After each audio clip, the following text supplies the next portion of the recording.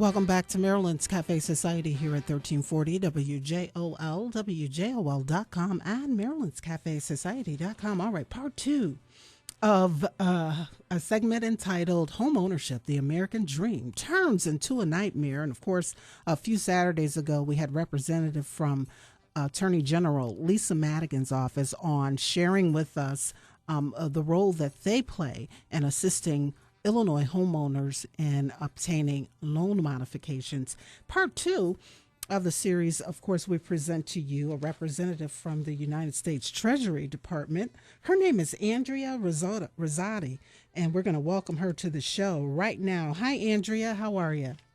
Hi, I'm great. Thank you so much for having me. Andrea, thank you for being here. Listen, tell us what your role is in the Treasury Department. Sure. I'm a spokesperson for the Treasury Department's foreclosure prevention and housing programs.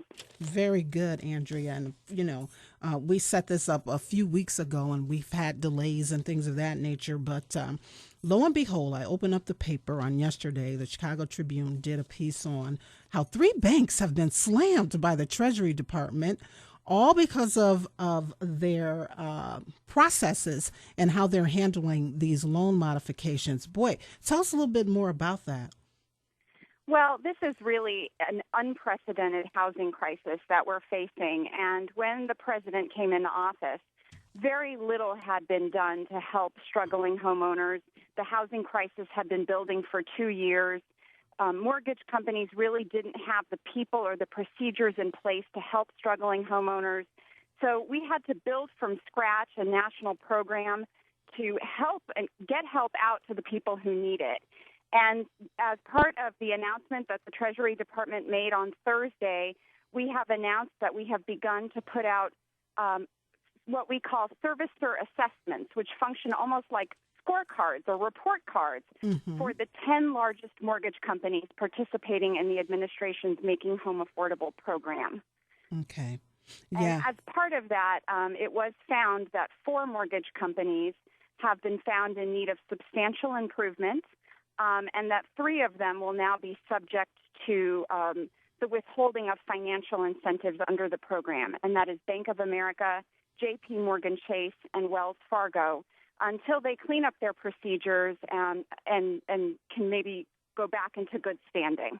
Yeah, and when you talked, or when, as I mentioned to you, many people come to me because I'm on the radio and I, have a voice and things of that nature.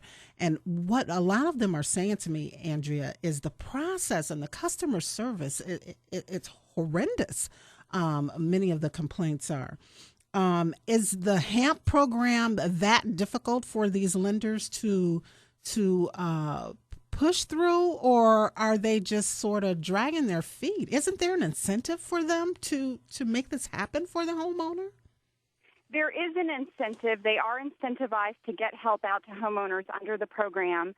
The truth is that this program is really putting into place a lot of homeowner protections that never existed before that now mortgage servicers have to follow.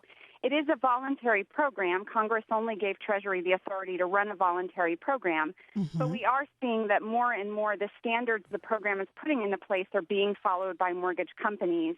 And as a result of the HAMP program, they are beginning to put the staff and the resources in place to get help out to struggling homeowners. No doubt that has not been fast enough, and that's why on Thursday, Treasury took the step of putting out those servicer assessments so that homeowners can see how their servicer is performing under the program. They are evaluated against key metrics to see what type of improvement they need to make and to hold these mortgage companies publicly accountable to correct any identified areas of weakness.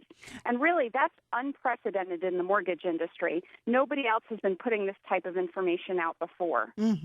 It really is. I mean, kudos to you guys for doing that. And even, for this HAMP program to come into existence, it's such a blessing. Unfortunately, so many families have already suffered and lost prior to HAMP, and even in the process of the past 18 months or so of the lenders learning to walk through this, and everybody trying to get on board with making this happen. too many have lost, and hopefully we can get some information out there today to prevent any further loss on behalf of those who are struggling to hold on to their homes and stay in them. Now, tell us, Andrea, it is to the lender's benefit, isn't it, to help the homeowner? Or I read somewhere maybe a year ago, someone did some research and said that, and I apologize for not having it with me, but they said that it was more of an incentive for the lenders to allow a foreclosure to take place versus helping a homeowner stay in their home through the loan modification. Is that true? Well, the government does incentivize mortgage servicers and investors to help homeowners, and they only receive incentives under the program when a homeowner gets help. Mm-hmm. Essentially, mortgage servicers who agree to participate in the administration's program agree to evaluate homeowners for the HAMP mortgage modification program first. And there is a protection in place that HAMP has created that says that even if a homeowner is not eligible for HAMP, the mortgage servicer needs to evaluate them for all other options before referring them to foreclosure. Now, everybody's situation is going to be different. Yes. The housing crisis has been very difficult, and everybody is struggling in a different way. There is no one-size-fits-all solution. But the important thing for homeowners to remember is that there is more help available today than there was 2 years ago, and that homeowners don't have to get through this alone. If they're confused by what they're hearing, if they think their servicer is giving them the runaround or not giving them clear information, we encourage them to talk to a HUD-approved housing counselor who can help them for free better understand what types of options might be available for them. And what website is that where they can get that information? You can find all of the information you need on makinghomeaffordable.gov Mm-hmm. or call the Homeowners Hope Hotline at 888-995-HOPE. That's 888-995-HOPE, 4673. Okay. 3 letters have been thrown at me in this whole month or so that I've been trying to put this show together. And many homeowners are saying that they've been denied the HAMP because of an NPV. N like Nancy, P like Paul, V like Valerie. What is that? NPV stands for net present value, and it's a type of assessment that a mortgage company does to see whether or not there is a benefit to actually performing a mortgage modification. The truth is, under the HAMP program, only about 6% of homeowners are determined to be ineligible because they do not pass the NPV test. But it is a test that servicers run to determine if a mortgage modification makes sense for their situation. Mm-hmm. If a homeowner is confused by what they're being told by the servicer, there is a requirement under HAMP that the servicer disclose what values they use to run the NPV test so the homeowner can better understand why they didn't pass. And the U.S. Treasury Department has actually made a new website available, an online tool that homeowners and housing counselors can use to actually run their own type of NPV evaluation. And this will help them see what their servicer saw. If they see something different, it's meant to be a resource to help facilitate conversation between the homeowner and the servicer. Mm-hmm. And that website is checkmynpv.com. And on there's lots of information about NPV as well. Wonderful. Oh, I think this is just right on time, Andrea, for many who are still trying to hold on. Okay, so one of the things that they need to realize is under the Home Affordable Modification Program, there are various types of programs within that in which they can ask for help. So if they're denied under one program, then they can maybe ask for a principal reduction alternative, correct? And then there's the unemployment program and several others.